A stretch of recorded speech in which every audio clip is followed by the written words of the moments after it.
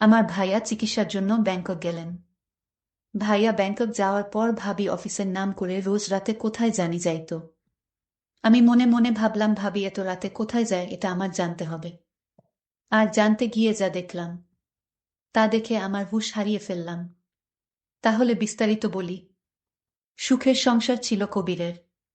বাবা মা, তার স্ত্রী নিপাকে নিয়ে মধ্যবিত্ত একটি পরিবার ছিল তার। ছোট কোম্পানিতে একটি চাকুরি করত সে। তারপরও সুখের কোনো অভাব ছিল না। কবিরের একটা ছোট ভাই ছিল, খুব দুষ্টুমি করত।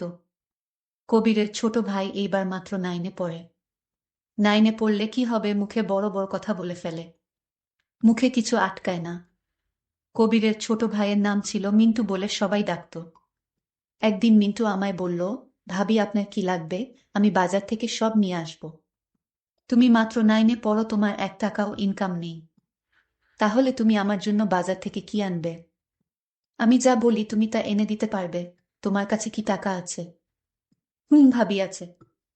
শোনো, আমি বাজার থেকে কিছুই চাই না, তোমার কিছু লাগলে আমারে কইও। কিন্তু সব হারিয়ে গেল এক কালো ঝড়ে। হঠাৎ অফিস থেকে আসার সময় একদিন অ্যাক্সিডেন্টে চোখের দৃষ্টিশক্তি হারিয়ে বসে সে কবির, মানে আমার স্বামী। চেতনা ফিরে পেলে নিজেকে হাসপাতালে আবিষ্কার করে কবির। কিন্তু চারিদিকে তাকিয়ে সবকিছু অন্ধকার দেখতে পেলে তার পরিবার তাকে জানায় অ্যাক্সিডেন্টে মাথায় প্রচণ্ড আঘাত লাগায় সে তার দৃষ্টিশক্তি হারিয়েছে। সেদিন কবিরের পাশে বসে নিপা অনেক কেঁদেছিল। তবুও কবিরকে এক মুহূর্ত ছেড়ে যায়নি। বাবা মার পছন্দে নিপাকে বিয়ে করেছিল কবির। বিয়ের পর হাসি কান্না আনন্দ অভিমানে ভালোই চলছিল কবিরের সাথে তার জীবন। কবির বারবার বুঝেছে বাবা মা তার জন্য সবচেয়ে ভালো কাউকেই বেছে এনেছে। সেদিনও অ্যাক্সিডেন্টের পর সেটাই প্রমাণ হলো। কবিরের সেবা যত্নে মাথার চোট ধীরে ধীরে সারল। কিন্তু মানসিক যন্ত্রণা কবিরকে ঘিরে ধরল। সংসারের একমাত্র উপার্জনক্ষম ব্যক্তি কবির। এখন কিভাবে তাদের মধ্যবিত্ত পরিবার চলবে? কবির কতদিন যে নিপাকে বলেছে, নিপা আমি বলি কি তুমি তোমার বাবার বাড়ি চলে যাও, ভালো থাকবে। এই কথা দ্বিতীয়বার আর বলো না। আজ আমার যদি কিছু হতো, তুমি কি আমাকে ছেড়ে চলে যেতে? কি বলছো এসব? যেতে না তো? তাহলে আমি কিভাবে যাই? তোমাকে এই অবস্থায় রেখে আমি একা ভালো থাকবো? নিপা তুমি তো জানো কি অবস্থা পরিবারের, টাকা পয়সা প্রায় শেষের পথে। জানি, আমি বলি কি না হয় আমি একটা জব নিই, তখন হুট করে বলে ফেলো কবিরের ছোট ভাই, মানে আমার দেবর, ভাবি তুমি কেন চাকরি করবে? তোমার চাকরি করা লাগবে না। দরকার হয় আমি কাজ করব, রিক্সা চালাবো। আমি তোমাকে কিছুতেই চাকরি করতে দিব না ভাবি। আমি তার কথা শুনে অবাক হচ্ছি। একটা ছোট ছেলে, ভাবির প্রতি এত মায়া। আমি আসলেই এই পরিবারে আসতে পেরে আমার জীবন ধন্য। কারণ কবির যেমন আদর্শবান ছেলে, ঠিক তেমনি আমার দেবর। ভাবি বলল, আরে তোমরা আমাকে নিয়ে এত চিন্তা করছো কেন? আমি চাকরি করতে পারবো। এটা তো আমার পরিবার। কবির বলল, কিন্তু? কোনো কিন্তু না। আমি কি আমার পরিবারের জন্য এটুকু করতে পারি না? তারপর তুমি সুস্থ হলে আমি না হয় আবার জব ছেড়ে দিলাম। হ্যাঁ, আমি আবার সুস্থ। দেখো তুমি আবার দেখতে পাবে। আমরা তো কালকেই ডাক্তারের কাছে যাচ্ছি। দেখি না কি বলে ডাক্তার। কবির চুপ করে রইল। নিপা আর কবির দুজনের মুখই বিমর্ষ হয়ে রইল। শেষে নিপা ডিসিশন নিল, এখন তো চিকিৎসার টাকাও নেই তাদের কাছে। তাই নিপা চাকুরি করে টাকা জমিয়ে তারপর না হয় কয়দিন পর কবিরের চিকিৎসা করাবে। কবির সেদিন বুঝেছিল স্বামী স্ত্রী দুজন দুজনের জন্য কতটা আপন। কয়দিন পর নিপা একটা ব্র্যাকেটে চাকুরি নিল। প্রথম প্রথম বেশ ভালোই কাটছিল তাদের। অল্প বেতনের মাঝেও অনেক টাকা করে সেভ করছিল তারা কবিরের চিকিৎসার জন্য। নিপা অফিস শেষে এসেই কবিরকে নিয়ে ব্যস্ত থাকত, তার খুব যত্ন করত। কবির মাঝে মাঝে বলতো, আমি যদি অন্ধ হয়েও থাকি তাও আমার কোনো অভিযোগ নেই, কারণ এরকম যত্ন পাব তোমার কাছে সারাটা জীবন। এই ভালোবাসা দিয়েই আমি একটা জীবন কাটাতে পারব। বিনিময়ে কবিরের মন মাতানো হাসির আওয়াজ শুনত সে। কবিরের মা কাঁথা সেলাই করে বিক্রি করত কম দামে, এ টাকা দিয়েও কিছু সংসারের খরচ মিটত। কিন্তু হঠাৎ কয়দিন পর নিপা কেমন যেন পরিবর্তন হয়ে গেল। রাতে ফিরত, মাঝে মাঝে 11টা 12টাও বেজে যেত। কবির কিছু বললে বলতো ওভারটাইম করছে সে। টাকাও জমাতে পারছিল না, আর ওভার টাইম করেও। কবিরের বাবা মা বললে বলতো, এত রাতে হেঁটে না এসে সিএনজিতে আসি, তাই একটু খরচ বেশি হয়। কিন্তু কিছুদিন পর থেকেই যখন ওভারটাইমের টাকা পাবো তখন আর সমস্যা হবে না। কিন্তু কবিরের আর সেই কিছুদিন আসলো না। কবিরের উপরও কেমন যেন কবিরের যত্ন আদি কমে যাচ্ছিল। অফিস থেকে দেরি করে ফিরেই সে কবিরকে ক্লান্ততা দেখিয়ে শুয়ে পড়ত। কত রাত যে কবির নিদ্রাহীন কাটিয়েছে তার ঠিক নেই। কিন্তু মনকে সান্ত্বনা দিত নিপাত এসব তার জন্য, তার পরিবারের জন্যই করছে। কবিরের বাবা মা বৃদ্ধ হলেও বেশ বুঝেছিল কবিরের আশায় থাকলে ছেলের চিকিৎসা হবে না। একদিন তারা কবিরকে এসে বলল, বাবা, আমরা কালকে তো ভিসা পাসপোর্ট করাতে যাব। সামনের মাসে তুই যাবি চিকিৎসার জন্য। কিন্তু বাবা, এত টাকা তুমি কোথায় পেলে? তোর নানু মারা যাওয়ার আগে তোর মায়ের নামে কিছু জমি লিখে দিয়েছিল, সেটাই আজ বিক্রি করে এসেছি।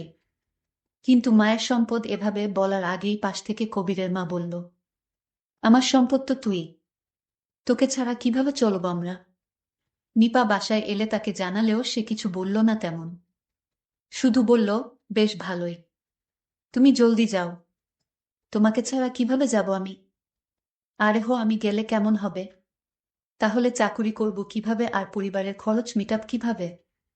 হ্যাঁ, ঠিকই বলেছ। বিদেশে আসলো কবির। এয়ারপোর্ট অব্দি সে কবিরের সাথে নিয়েছিল সে। নিপা সাহস জুগিয়েছিল তাকে।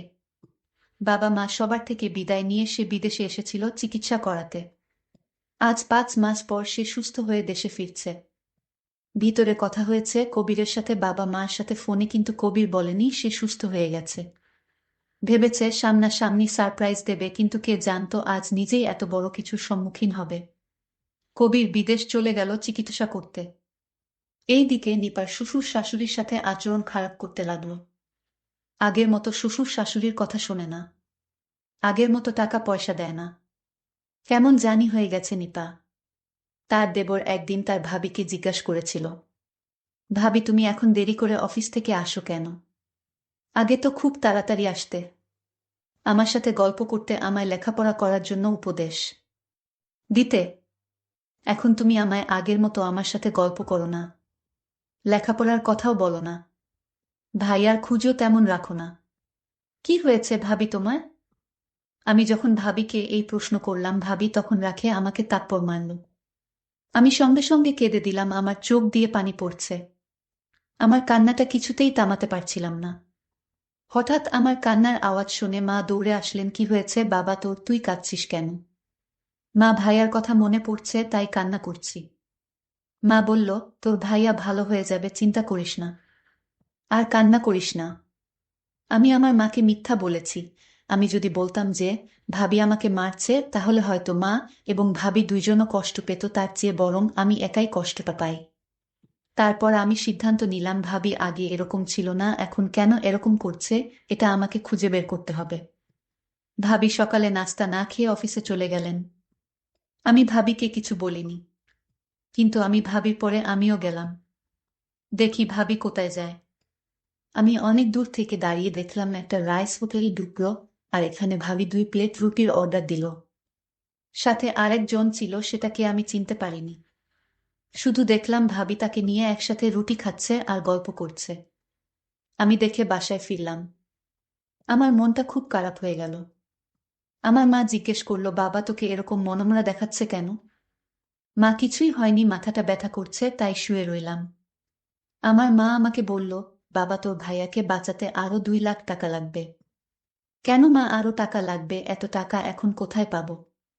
আচ্ছা, ভাবি তো এখন অনেক টাকা বেতন পাচ্ছে চাকরি করে, ভাবি আসুক দেখি কি করা যায়। বলতে বলতেই ভাবি হাজির। ভাবিকে বললাম, ভাবি ভাইয়াকে সুস্থ করতে নাকি আরো অনেক টাকা লাগবে। ভাবি তুমি তো চাকরি করছো, কিছু টাকা দাও, ভাইয়াকে সুস্থ করে তুলি। ভাবি বলল, আমি কয় টাকা বেতন পাই যে আমি তোমার ভাইয়াকে দিব? যে টাকা বেতন পাই সে টাকা আমার নিজেরই হয় না। এমন টাকা টাকা করবে না, বুঝলে? আমি ভাবির কথা শুনে অবাক হলাম। যে ভাবি একদিন এই সংসারের সকল খোঁজ খবর রাখত, আর সেই ভাবি কিনা সংসার থেকে দায়িত্ব ছেড়ে দিতেছে। বিষয়টা খুব দুঃখজনক। কিন্তু ভাবির এমন পরিবর্তন কেন হলো এটা আমাকে জানতেই হবে। এটা না জানা পর্যন্ত আমার পেটের খাবার হজম হবে না। পরদিন ভাবি যখন অফিসে গেল তখন আমি লক্ষ্য করে গেলাম ভাবি অফিসে না গিয়ে দেখলাম একটা নির্জন জায়গায় গেল। সেখানে আমি দূর থেকে লক্ষ্য করলাম ভাবি যেন কার সাথে কথা বলছে হাঁটছে। আমার ভাবিকে কেন জানি সন্দেহ হলো। ভাবি এখানে কেন এলো? তাহলে ভাবি চাকরি করে না, চাকরির নাম করে বাসা থেকে বের হয়। এসব ভাবতে ভাবতে বাড়িতে চলে গেলাম। বাড়ি যেতেই মা বলল, বাবা তোর ভাইয়াকে কে জানি টাকা দিয়ে দিছে। তোর ভাইয়ার সমস্ত চিকিৎসা কে জানি করাবে। তোর ভাইয়ার বন্ধু হতে পারে। আমি মাকে বললাম, মা সত্যি বলছো? সত্যি, তুই আসার আগেই ফোন করে জানিয়েছিল। আমি শুনে খুশি হলাম, কিন্তু আমার মা আমাকে জিজ্ঞেস করলেন, বাবা তুই মনমরা কেন? না মা, আমার কিছু হয়নি, এমনি কিছুই ভালো লাগছে না। হাত মুখ ধুয়ে আয়, আমি খাবার দিচ্ছি। খাবার খেতে মন চাচ্ছে না, তবু মায়ের মন রক্ষার্থে খাইলাম। দিন দিন ভাবি কেমন জানি হয়ে যাচ্ছে, এই চিন্তা আমার মাথা থেকে সরাতে পারছি না। কি করি? কিন্তু একটা কথা মাথা থেকে নামাতে পারছি না। ভাইয়াকে এত টাকা কে দিল? কি অদ্ভুত ব্যাপার। হঠাৎ ভাবির কণ্ঠ শুনতে পেলাম। মা বলল, বুমা অনেক পরিশ্রম করে আসছো, কিছু খেয়ে নাও। না মা, আমি খাবো না, আমার খিদে নেই। এই বলে ভাবি রুমে গিয়ে শুয়ে পড়ল। তো আমার কিছুতেই ঘুম আসছিল না, মাথায় চিন্তা আসছিল। ভাবি আসলে কি করে, ভাবি এমন হলো কেন? হঠাৎ ভাবির রুমে এক শব্দ পেলাম মানুষের। আমি ভাবির রুমে উঁকি দিয়ে দেখি কেউ নাই। ভাবি একা একা বসে কি যেন করছে। তারপর আমি আবার শুয়ে পড়লাম। কিন্তু আমার মনে হলো আরেকবার দেখে আসি। আমি তো অবাক, ভাবি রুমে নেই। আমি ঘর থেকে বের হলাম। ফজরের আয়ান পড়ে যাবে প্রায়। এমন সময় ভাবিকে দেখলাম অফিসের দিকে যাচ্ছে। আমি ভাবলাম এখন ফজরের আয়ান দিবে। এত ভোর বেলাতে ভাবি অফিসে যাবে কেন? আমি তো আগে থেকেই জানি ভাবি কোথায় যায়। কিন্তু কেন? সকাল 10টা বাজে, এমন সময় ভাবিকে কে যেন গাড়ি থেকে নামিয়ে দিয়ে গেল। আর বলল, কাল অফিসে দেখা হবে। হঠাৎ আমার ভাইয়া হাজির। আমি তো অবাক, ভাইয়া তুমি না জানিয়ে এসে পড়লে? হ্যাঁ আমি এসে পড়লাম সবাইকে তোর ভাবিকে সারপ্রাইজ দিব বলে। কিন্তু ভাই লক্ষ্য করল গাড়ি থেকে ভাবি নামছে। এই দৃশ্য দেখে ভাইয়া কেঁদে ফেলল। এসব দেখে কবির ভাবছে, কেন সে ঠিক হলো? অসুস্থতার সময় সে মারা গেল না কেন? ভাবতে ভাবতেই নিপা সামনে এসে দাঁড়িয়েছে। তুমি? কবির জিজ্ঞেস করল, গাড়িতে যে লোকটি ছিল সে কে? তোমার কি হয়?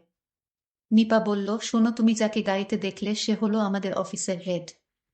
তো ওনার সাথে তুমি কি করছিলে? উনি আমাকে বাসায় পৌঁছে দিয়ে গেল। কেন তুমি অন্য গাড়ি দিয়ে আসতে পারোনি? না, আমি অন্য গাড়ি দিয়ে আসতে পারি না। কেন আসতে পারো না? সকল জবাব কি তোমারে দিতে হবে? এই কথা বলার সাথে সাথেই ভাইয়া ভাবিকে একটা থাপ্পড় মারে।